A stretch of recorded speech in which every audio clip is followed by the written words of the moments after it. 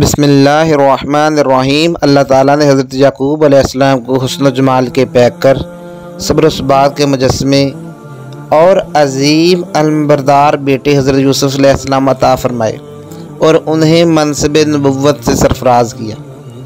اللہ تعالیٰ نے آپ کی شان میں قرآن مجید کی ایک پوری سورہ نازل فرمائی تاکہ لوگ اس پر غور کریں اور اس میں جو حکمتیں، نصیحتیں، آداب اور مسائل ہیں انہیں سمجھیں۔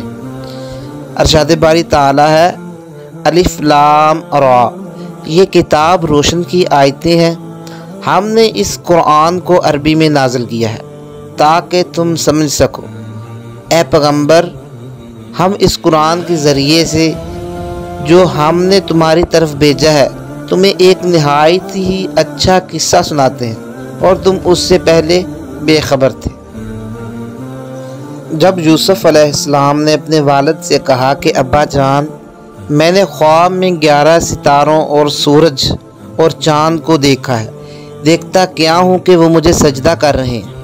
انہوں نے کہا کہ بیٹا، اپنے خواب کا ذکر اپنے بھائیوں سے نہ کرنا، نہیں تو وہ تمہارے حق میں کوئی فریب کی چال چلیں گے۔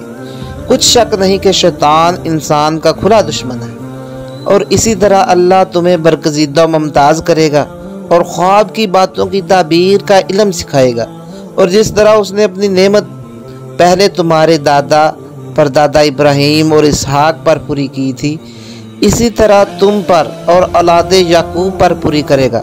بے شک تمہارا پروردگار سب کچھ جاننے والا اور حکمت والا ہے۔